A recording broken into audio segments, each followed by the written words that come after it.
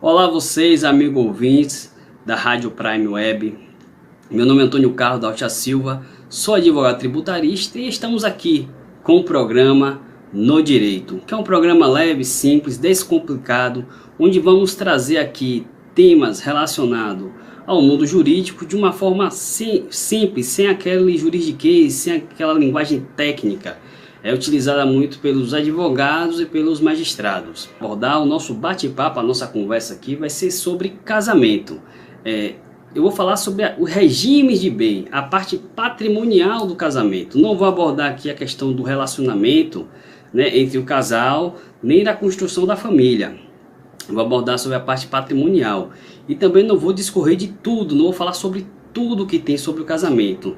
Eu vou trazer aqui os pontos principais, os principais tópicos sobre o casamento. Hoje no Brasil, nós temos basicamente, a legislação fala sobre 4 regimes de bem, que é a comunhão parcial de bens, a comunhão universal de bens, a participação final dos aquestos e a separação de bens, que ela é dividida em absoluta e relativa. Calma que eu vou explicar cada um desses. Você nunca ouviu falar em regime de bens? Não sabe qual regime de bens que você se casou? E se não sou casado, fiz uma união estável, qual desses regimes que se adapta à minha união estável? Calma, segura um pouquinho que eu vou explicar um por um. Vamos começar pela comunhão parcial de bens. Eu vou explicar o que é isso. A comunhão parcial de bens vamos dizer assim, é o regime de bens mais usado no Brasil. A maioria das pessoas que estão casadas, elas estão nesse regime. Por quê? Vamos dizer que seja o regime principal. Vamos dizer que é o regime que a lei traz como primeiro. Não quer dizer que as pessoas não possam escolher outro regime jurídico, mas é o mais utilizado hoje no Brasil. O que significa comunhão parcial de bens? Comunhão parcial de bens, regra geral, estou trazendo aqui a regra geral, depois eu vou trazer as exceções. O que acontece? Todo bem, todo patrimônio adquirido na constância do casamento a título oneroso, eles se comunicam. Vou aqui simplificar. Todo patrimônio que o casal adquire depois do casamento, a título oneroso, o que eu quero dizer a título oneroso, que tem ali dispêndio que você pague, que você não recebe de forma gratuita. Todo esses bens que o casal adquire depois do casamento, eles se comunicam. Então quer dizer o quê? Que é meio a meio. O patrimônio é dividido 50% para a moça, para a mulher, e 50% para o homem. Vou trazer um exemplo, acho que o exemplo ele ajuda a gente a entender melhor. Vamos imaginar a seguinte situação. O casal, ele celebrou o casamento, estão casados. Vamos supor que eles casaram sem nenhum patrimônio, não tinha uma casa, não tinha um carro, não tinha um sítio, uma fazenda, não tinha um apartamento, não tinha um terreno, não tinha nada. Casaram todos dois no zero, só tinha um emprego, só tinha um salário. E o que acontece? Durante o casamento, eles foram construindo patrimônio, compraram casa, compraram um carro, comprou uma casa de praia, comprou um terreno, comprou um sítio, foi aumentando o patrimônio, foi adquirindo patrimônio. Independente de quem esteja no nome, tanto da mulher quanto do homem, independente de que esteja o nome assim, da casa, do carro, do patrimônio, ou quem tenha pago por ele, vamos dizer que a moça comprou um carro, ela tirou um carro, comprou um carro, ela pagou pelo carro com o salário dela e comprou o carro, financiou e pagou todo. O marido não ajudou em nada naquele compromisso. Não importa. É 50% de um, 50% do outro.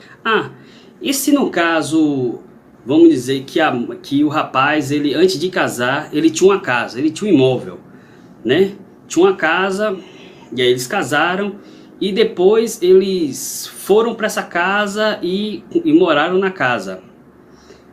Como é que fica essa divisão? Aí, lembra que eu falei que a regra geral é o patrimônio, os bens adquiridos na constância durante o casamento? Como ele adquiriu antes do casamento, a casa é dele, ela não tem participação nenhuma na casa. Beleza, aí entendi. Né? Então, todos os bens adquiridos durante o casamento, na constância do casamento, a título oneroso, né, que tenha que houve esforço, a pessoa pagou por aquilo, houve ônus para adquirir aquele bem, o bem se comunica e é dividido meio a meio, tanto para a mulher quanto para o homem. E se for uma união homoafetiva, né, a regra é diferente? Não, a regra é a mesma coisa, né? Vai ser dividido aí meio a meio tanto para um quanto para outro.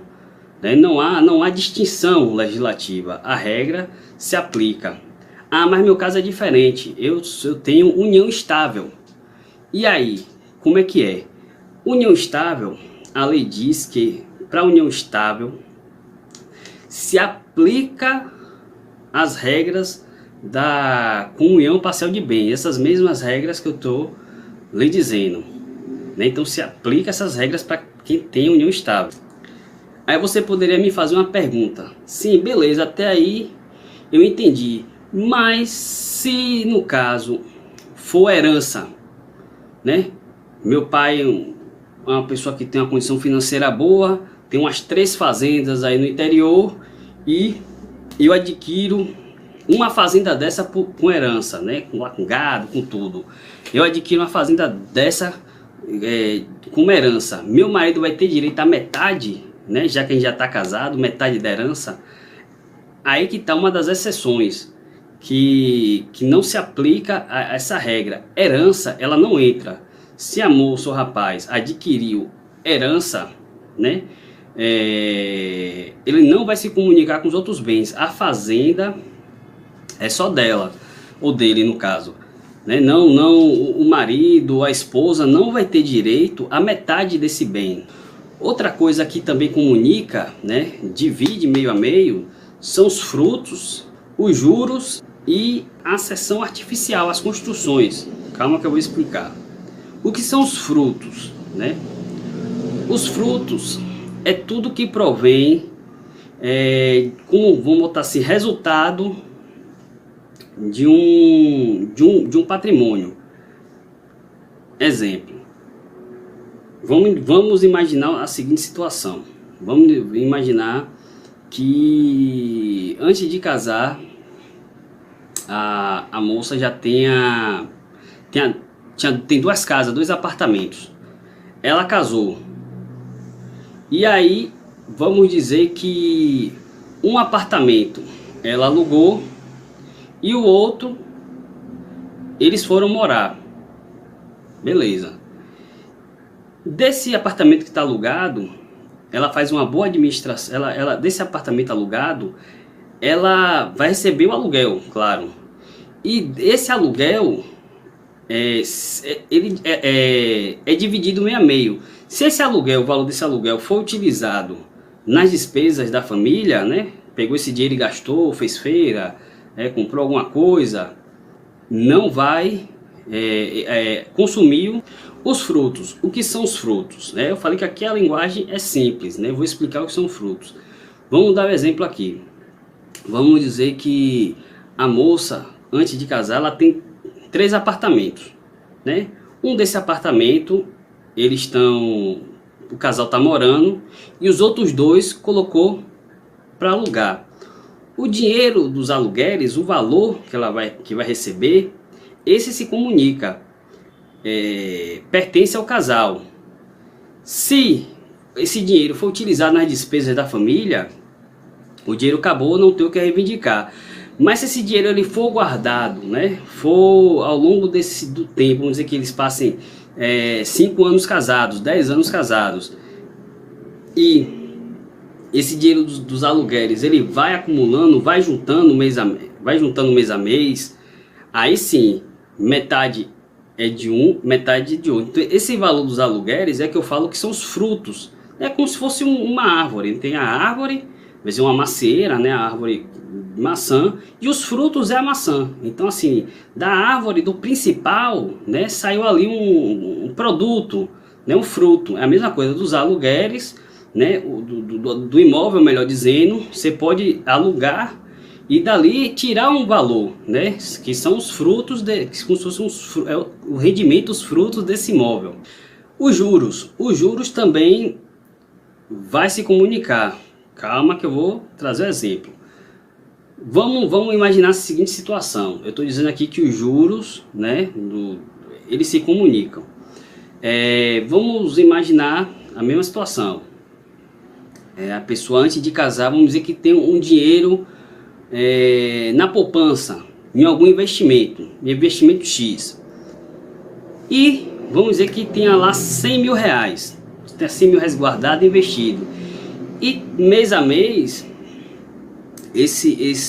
vamos dizer que tem um rendimento aí anual de 12%, que é um rendimento muito bom, 12% ao ano, de 100 mil reais. Desse valor principal, desses 100 mil reais, e vamos dizer que tem 100 mil reais e casou, né? Esse 100 mil reais pertence ao rapaz e ele casou, né? Dos 100 mil reais, desses 100 mil reais, não vai ser dividido desse valor que é o principal.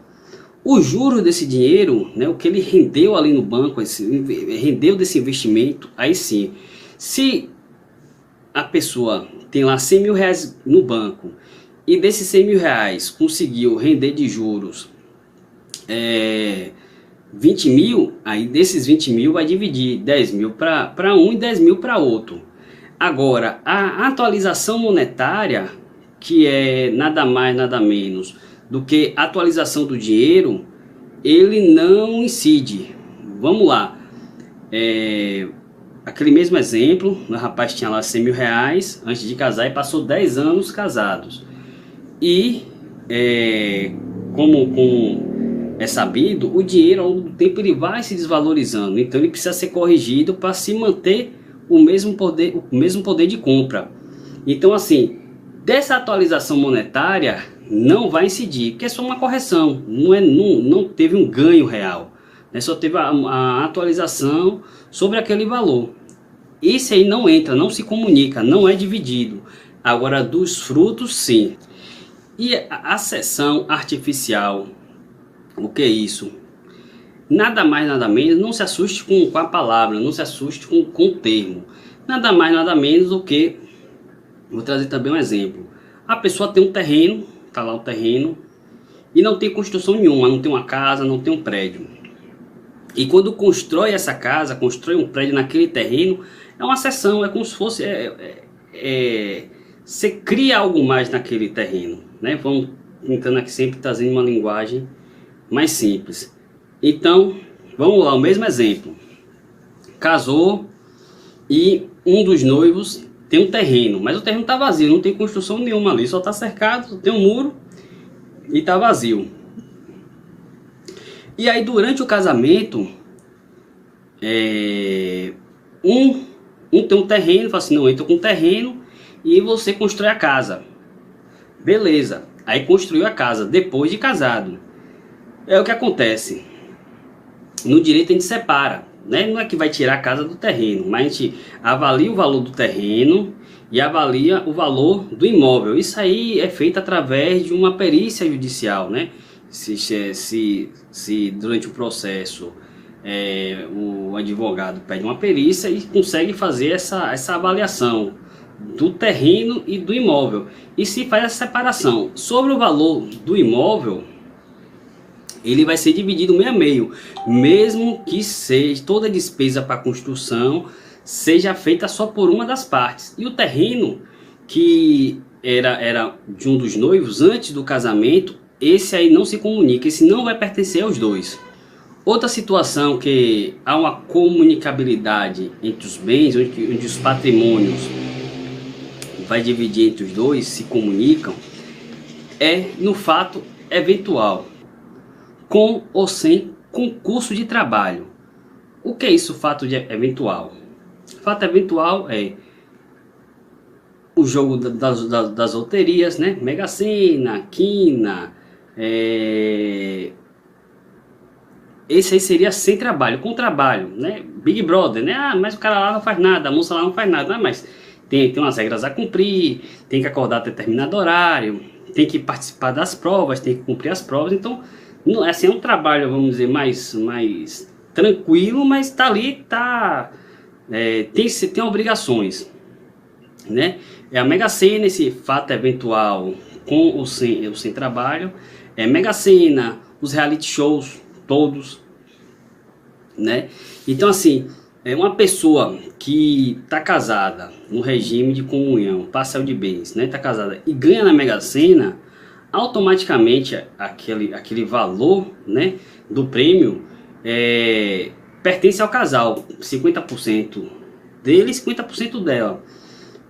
Big Brother, né? Tá aí agora, Big Brother tá rolando, tá passando. Se o vencedor for casado, a vencedora for casada, em regime de comunhão parcial de bens, eu não sei qual o prêmio do Big Brother hoje, mas é metade para cada um, né? Ah, e se for união estável? Se aplica a mesma coisa, né? O que pode acontecer também é a união estável de fato, que a pessoa não foi lá no cartório, não fez a constituição formal dessa união estável, mas por conviverem juntos, por estar ali convivendo com ânimo de constituir família, ânimo de ter família, pode isso através de uma ação judicial, a pessoa provar que vivia em união estável e o juiz sentenciar, né, confirmando essa união estável. Houve até um caso, né, que eu me recordo, acho que a primeira, salvo engano, a primeira vencedora, né, do Big Brother, né, à época, o ex-companheiro dela entrou com ação judicial para realmente reconhecer essa união estável, né? Com o reconhecimento dessa união estável, ele tinha direito a 50% do prêmio, que na época acho que era 500 mil reais, meio milhão. Então ele teria direito a 250 mil, né? Mas o caso para essa ação deu entrada na ação, só que não prosperou. Ele não conseguiu comprovar que vivia em união estável. E se for uma união homoafetiva, aplica a mesma regra? É a mesma regra. Não há aqui, tudo que eu estou falando aqui se aplica à união homoafetiva. Não há distinção, não há uma regra diferente. Tá, beleza, eu estou aqui falando sobre um dos regimes, né, de casamento, que é a comunhão parcial de bens. E estou falando, estou trazendo aqui as situações, né, trouxe a regra geral e trouxe aqui algumas situações em que os bens se comunicam, em que os bens vão pertencer ao casal, 50% de um, 50% para o outro. Mas aí surge uma dúvida, vocês podem me perguntar aí, e se no caso beleza, a casa, um dos noivos já tinha esse imóvel, já tinha essa casa, né? E casaram e foram morar nessa casa. E ao longo do tempo aquele negócio, né? Mexe ali, mexe aqui na casa, sempre quer uma melhoria, quer uma coisa diferente, coloca uma piscina, bota uma churrasqueira, né? Faz um fogão a lenha, melhora a casa, né? Se você traz benfeitorias ao imóvel, você traz melhorias àquele imóvel. E aí, como é que acontece? Vamos dizer que um já tinha casa e o outro foi investindo, foi colocando as melhorias, né? Aumentou a garagem, deixou a casa mais moderna, como eu falei, colocou uma piscina, colocou uma churrasqueira, fez um campo de futebol, tinha uma área grande, né? Que não era utilizada antes, fez todas essas melhorias, trouxe essa valorização ao imóvel. O que acontece? Aí, sobre as benfeitorias, divide, né? Aí volta aquele negócio, tem que ter uma perícia judicial para poder avaliar quanto é o valor da casa sem aquelas benfeitorias e qual o valor desse imóvel com as benfeitorias, tira a diferença e sobre o valor das benfeitorias, aí sim é dividido entre o casal. E o valor do imóvel, não, aí fica com aquela parte que já tinha esse imóvel, que já tinha um patrimônio antes. Beleza, até agora eu falei sobre os bens que se comunicam, né? Trouxe aqui alguns exemplos, trouxe aqui algumas situações do patrimônio que vai se comunicar, do patrimônio que vai pertencer ao casal. E quando não se comunica, quais são as exceções, né? Quais as situações que acontecem, que existem bens adquiridos após o casamento e que mesmo assim eles não vão se comunicar. É aqueles bens que são adquiridos, né, depois do casamento, de forma gratuita, onde não é adquirido de forma onerosa. Quais são os exemplos? Uma herança. Vamos dizer que a moça lá, o pai dela é muito rico, fazendeiro, tinha 3 fazendas, e vamos dizer que uma dessas fazendas ela ganha de herança. O pai faleceu, né? E os pais faleceram e ela recebe de herança uma das fazendas. Sobre essa fazenda, sobre o patrimônio dessa fazenda, não se comunica. Ela não vai receber, ou melhor dizendo, o marido não tem direito à metade dessa fazenda, né? Essa fazenda só vai pertencer a ela. Outra situação que não há essa comunicabilidade dos bens é doação.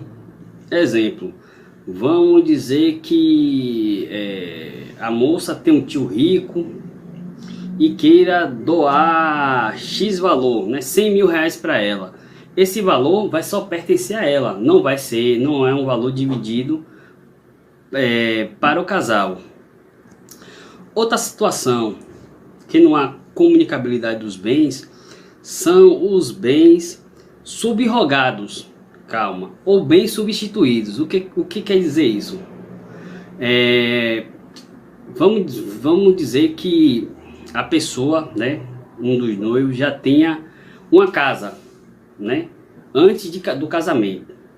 Essa casa adquirida antes do casamento, ela não vai se comunicar, ela não vai pertencer aos dois, né? E vamos dizer que ela venda essa casa, ela vendeu a casa, achou uma boa proposta no imóvel, vendeu a casa e com esse dinheiro da casa ela compra outra casa com o mesmo dinheiro, uma casa até melhor, mas com o mesmo valor que ela tinha. Ela compra outra casa. Essa casa que ela compra, ela não vai pertencer aos dois, vai continuar pertencendo a ela, porque só houve uma substituição, só houve uma subrogação.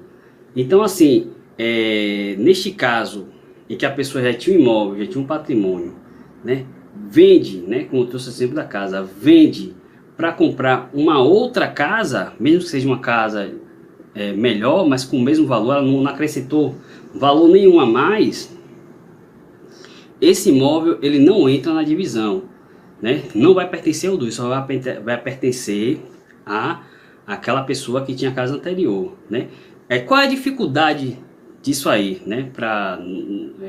A dificuldade é se provar que esse bem adquirido depois do casamento é referente à venda de um imóvel anterior, né, que foi comprado, que pegou esse valor e comprou esse outro imóvel. Uma forma de se provar isso, né, uma das formas de facilitar num momento desse, é fazer a declaração do imposto de renda, né? Vendi o imóvel no valor X e quando for comprei o imóvel no mesmo valor X, né? É uma forma de facilitar na hora de fazer a comprovação.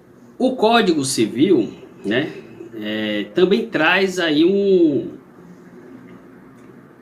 uma situação que não há comunicabilidade. O Código Civil, ele diz que os proventos de salário, ele não se comunicam, né? Não há comunicabilidade. Só o que acontece aí, os tribunais, né? Os tribunais,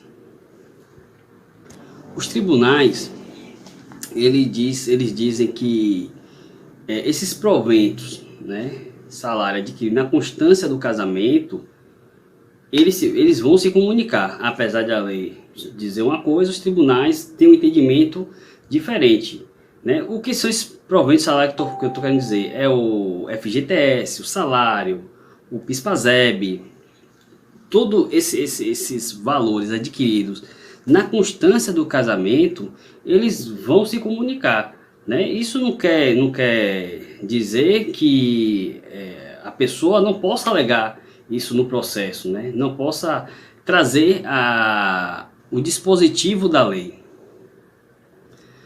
Uma dúvida, uma questão que vocês poderiam me levantar, poderiam trazer nesse nosso bate-papo, nessa nossa conversa, sim, beleza, mas eu quero, antes de casar, eu quero deixar algumas coisas pré-determinadas, né? Eu quero fazer um contrato antes do casamento para definir as coisas. Como é que vai ficar a questão do patrimônio. Esse contrato feito antes, né, do casamento é chamado de pacto antinupcial, né? Como eu falei, é um contrato celebrado antes do casamento, onde ali os nubentes, os noivos, podem escolher o regime, né?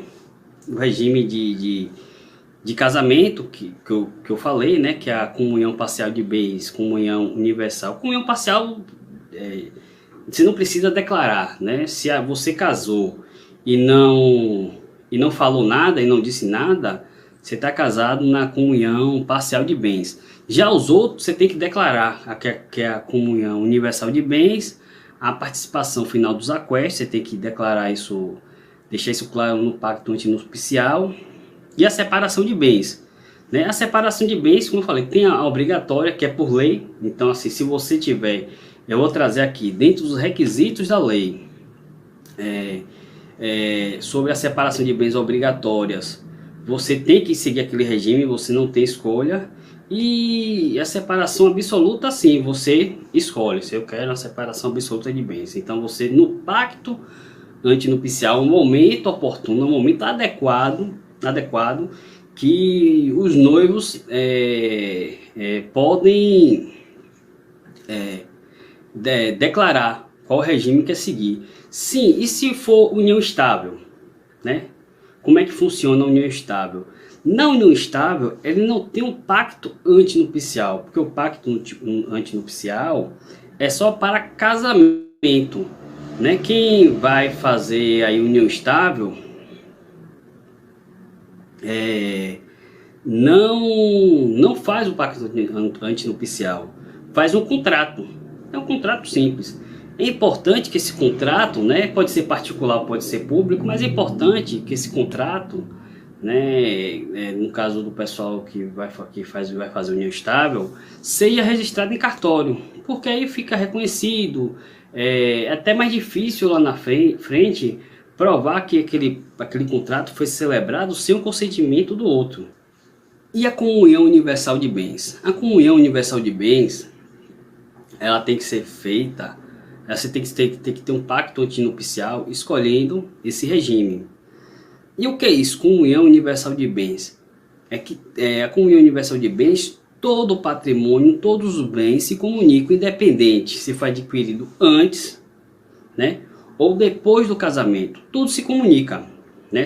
Se a pessoa tinha casa, carro antes de casar, e depois que casou, fica 50% para um, 50% para outro, né? E quais são as exceções nessa comunhão universal de bens, já que tudo se comunica? Tudo se comunica, mas tem exceções.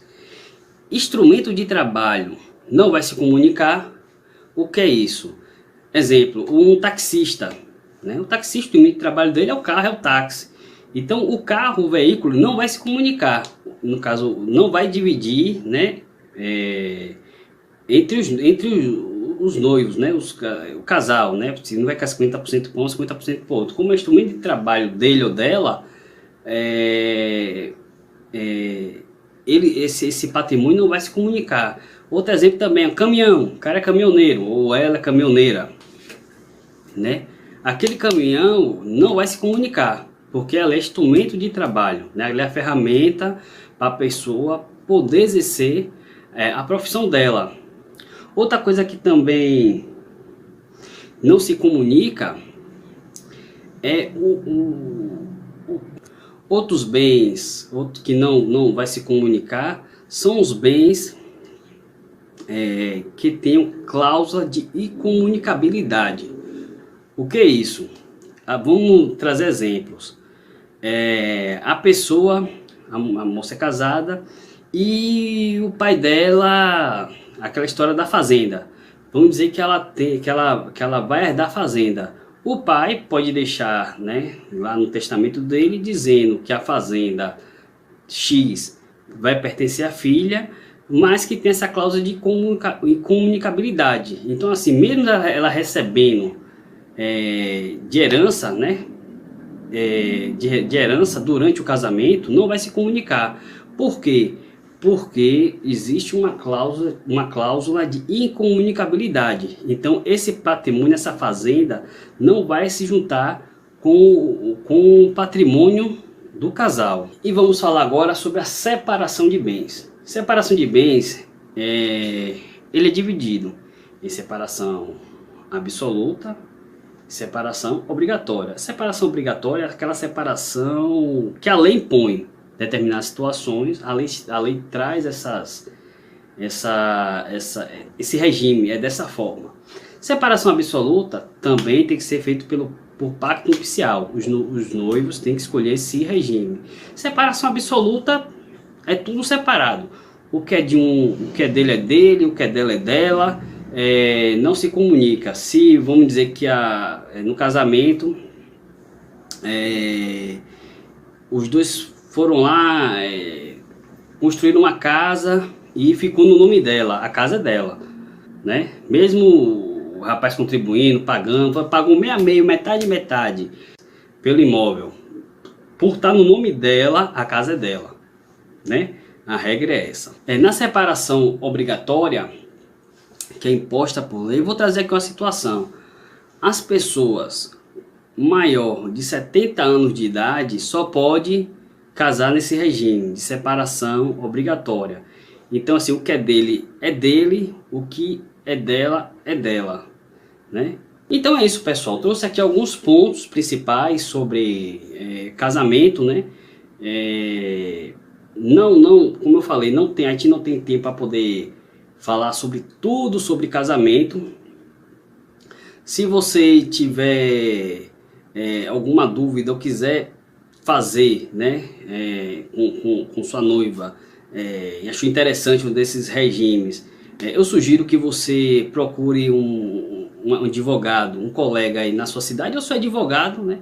Se for um advogado, se for procurar, é interessante procurar um advogado especialista, né, em direito de família, né, para ele orientar e você fazer esse pacto antinupcial ou escolher um regime que melhor venha se adequar à necessidade do casal, né?